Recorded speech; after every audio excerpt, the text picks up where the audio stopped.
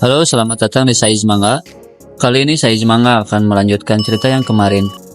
Tanpa berlama-lama, kita masuk ke alurnya.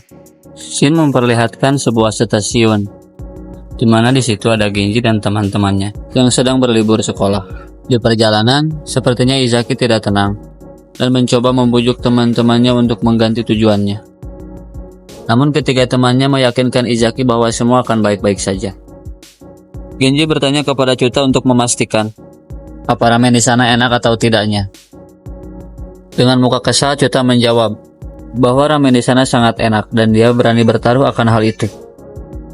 Pun Makise menyela, apakah Chuta pikir dengan mengetahui tempat ramen yang enak, wanita akan menyukainya? Chuta dan Genji pun dengan kompak menjawab bahwa jangan mengaitkan semua hal dengan wanita. Lalu Chuta bertanya kepada Izaki, apakah Izaki tidak menyukai ramen?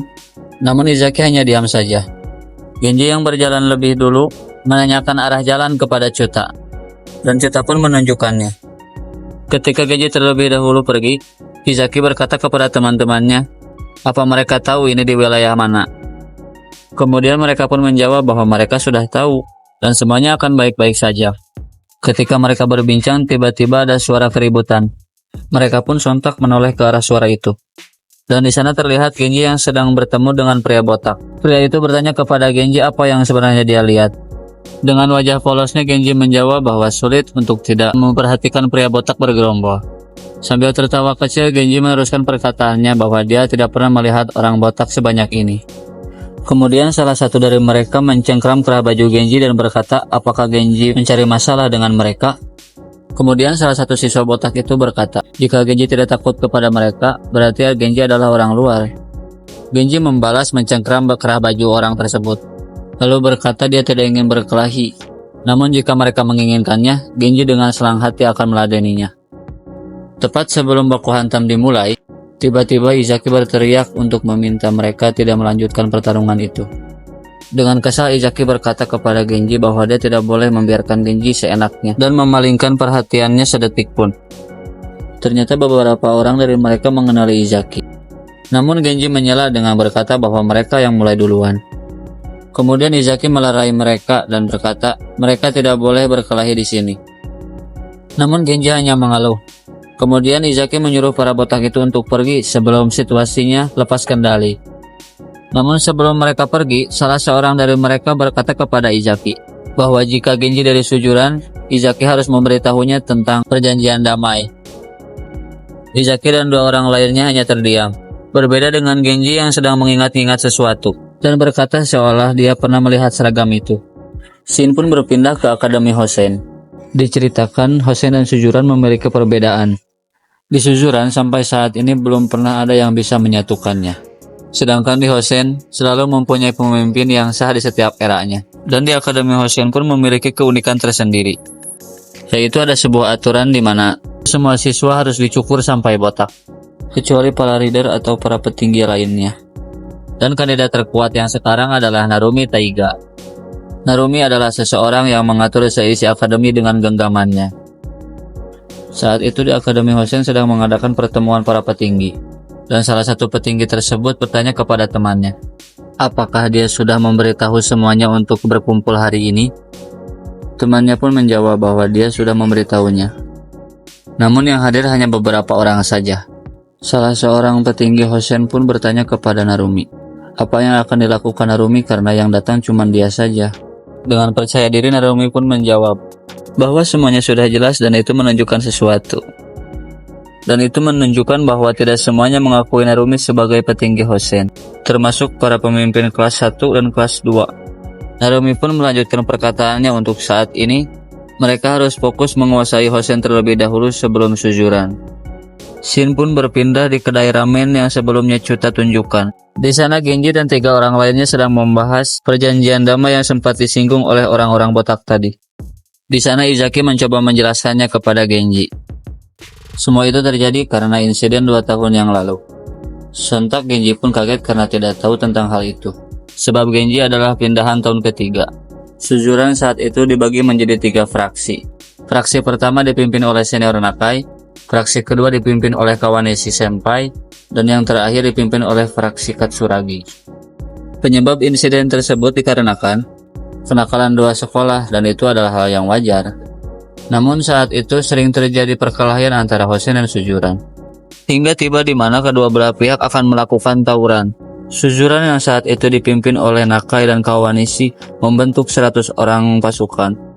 Sedangkan di pihak Hosen berjumlah 150 orang atau lebih. Pertempuran saat itu sangat gila, karena hampir semua orang membawa senjata seperti kayu, tongkat baseball, pipa besi, dan yang lain-lain. Kedua belah pihak mengerahkan seluruh kekuatannya hingga titik darah penghabisan. Dan pertempuran itu sudah tidak bisa disebut lagi pertarungan antara berandalan sekolah. Namun pada saat itu, dari pihak Hosen ada seseorang yang sangat tangguh. Dia mampu mengalahkan 10, bahkan 20 orang tanpa senjata. Pada saat itu, Kawanishi yang sudah hilang kendali bahkan berani memakai pisau untuk menusuk orang tersebut. Genji pun menyela karena tidak percaya akan hal itu. Namun Izaki kembali menegaskan bahwa saat itu semua orang sudah melebihi batasnya, bahkan Kawanishi sendiri. Kawanishi menikamnya dari belakang, tepat di perutnya. Lalu 2 hari kemudian, orang itu tewas. Genji kembali syok mendengar hal itu, seakan tidak percaya. Lalu Chuta dan Makise pun menjawab, mereka juga ada di sana saat insiden tersebut. Bahkan Makise masih mengingatnya sampai sekarang. Lalu setelah insiden tersebut, Katsuragi yang tidak ikut tawuran tersebut pun mendiskusikannya dengan Hosen, bahwa Sujuran dan Hosen akan menjaga jarak. Dan itulah awal cerita tentang perjanjian damai Hosen dan Sujuran. Setelah Izaki menceritakan itu, Chuta berpikir bahwa datang ke sana adalah ide yang buruk. Namun Genji hanya terdiam dan mengingat kembali pertemuannya dengan Narumi.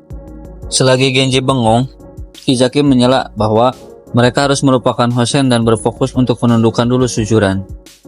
Untuk melakukan hal itu, mereka harus mengalahkan dulu fraksi Serizawa. Karena fraksi Serizawa adalah fraksi terkuat saat ini di Sujuran. Selagi Izaki berbicara, tanpa disadari Genji dan Chuta sudah pergi duluan. Dan terpaksa Izaki yang harus membayar semua tagihannya. Sembari berjalan pulang, Chuta bertanya kepada Genji, apa tidak apa-apa meninggalkan Izaki begitu saja? Namun Genji menjawab dengan tenang, jika mereka masih di sana, maka Izaki akan terus berbicara.